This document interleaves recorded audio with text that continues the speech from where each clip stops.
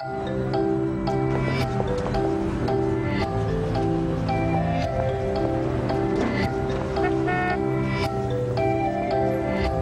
things we count on every day started as ideas. Ideas from the minds of African Americans. Support minority education today so we don't miss out on the next big idea tomorrow. The United Negro College Fund. A mind is a terrible thing to waste.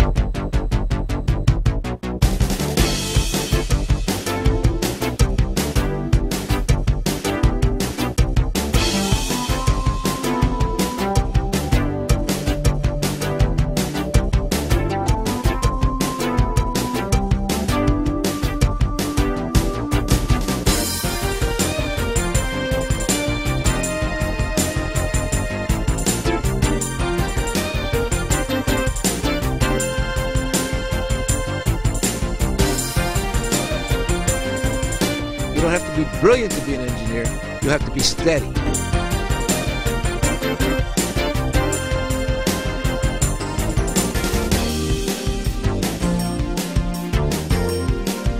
In hindsight, more so giving up something like this or not attending would really not be in my best interest as a young African-American student. We have to tell the story to young people, their teachers, and their families about the magnificent opportunities available working in science and technology. Black Family Technology Awareness Week is a program that I helped to start many years ago, and it brings young people in elementary, middle, and high school to the Black Engineer of the Year Awards, where they can both meet the pioneers who are being honored and also interact with the deans of historically black colleges and universities. But finally, they get to meet recruiters from corporations like Boeing, Cisco Systems, Lockheed Martin, Northrop Grumman, and also from the military services, from the Navy, from the Air Force, from the Army, from the Marines. And they're all looking to tell these young people the story that they need to hear.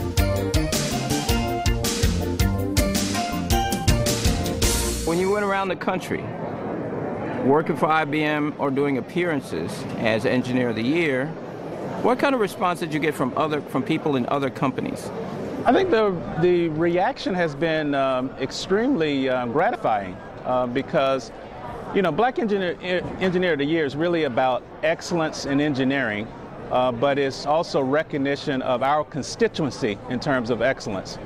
And the role that I play for IBM, and not just for IBM, but for our industry, is to represent a level of excellence. So as I tour the country and as I engage with companies, academia, and also government administrators, it's just been a fantastic experience in terms of what this has opened up for us. They knew you were Black Engineer of the Year. Yes. And they introduced you as that. That's right. And that's gratifying to a lot of African Americans and also people of other ethnicities as well. That's true. That's true. And you know, when you think about our obligation or our responsibility, one of the things that I am quite often reminded of is that I do serve a role, or I play a role in our community in terms of making sure we're developing the next generation of talent. So when I think about black engineering in that context and my role in the industry, the combination of the two, I think, is a very, very powerful statement. And what about students? When you go on a college campus and talk to them about all the things you've seen and all the places you've been, what kind of reaction are you getting from them?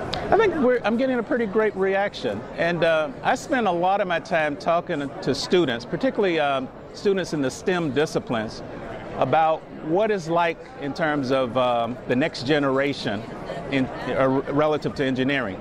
So if you think about the next generation, one of the things I think this generation has to be really focused on is being very good, deep in their discipline.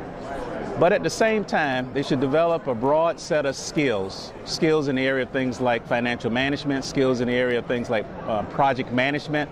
So the coupling of these skills, and I typically talk about an engineer being shaped as an I, which is deep, or an engineer which I think would be the most competitive engineer in the 21st century, which is shaped like a T. deep in an engineering discipline, but having a broad set of skills that would allow them to leverage their engineering foundation. And these days, an engineer really does have to look even into the soft skill areas. That's right. And one of the interesting things that we promoted in IBM is a new discipline around services. Because if you look at the opportunities in the marketplace and the transformation that's occurring in the marketplace, services actually represent a huge opportunity. And it almost reminds you of when IBM was struggling with this problem called computers. And we actually taught the first class in computer science in a partnership with Columbia University.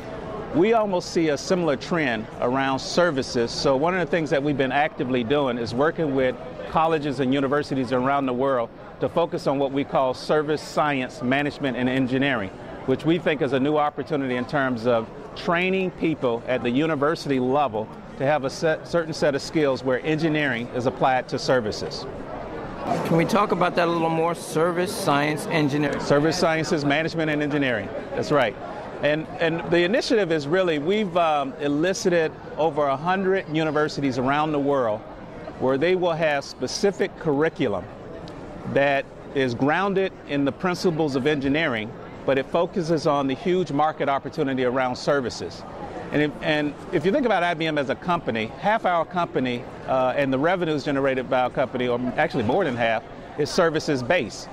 But if you look at whether we're building a pipeline of talent starting in the university systems, that really doesn't exist. So one of the things that we've been very actively doing, similar to what we did when in the early 60s around computer science, we've now started to work with universities in terms of putting a curriculum in place called Service Science Management and Engineering. And if you think about computer science today, it's sort of a household term as it relates to university education. And our goal is to make sure Service Science Management and Engineering is the sort of the next generation of that opportunity. And some of that grew out of the term called business process reengineering. That's true. And if you look at many industries today, many industries are going through some form of transformation.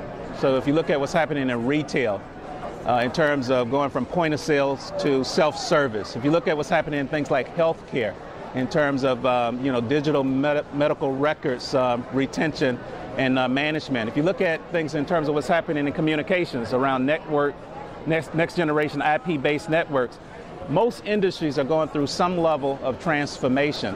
And our view is, as we work with the universities, we want to focus on the discipline of engineering, the disciplines of science and mathematics, but at the same time make sure that some of these domain areas are integrated into the learning curriculum. So service science, management, and engineering is one way to look at it in terms of going after the services opportunity, but there are also other opportunities in terms of how you better connect financial management with engineering, how to better connect healthcare with engineering. So it's much more of a blended set of capabilities, given that the industry is going through business process transformation, which is the connection of IT, information-based technology, with market insights and the types of markets you want to serve. And if I had to say that in lay terms, I would say we're embedding technology into the basic process of all kinds of business. That's right. And one of the fascinating opportunities I've had throughout my career is to work on a set of capabilities we call pervasive computing, which is to build on the point you're making, where technology is actually getting integrated into everything we do. And technology is really the transformational force behind, deployment and ease of use and the applications of the things we do each and every day. So technology is really the foundation of a lot of things. And your labs are right on the cutting edge of that. I recall years ago when IBM people told me about something called the personal network device, which really was a forerunner of RFID. That's right.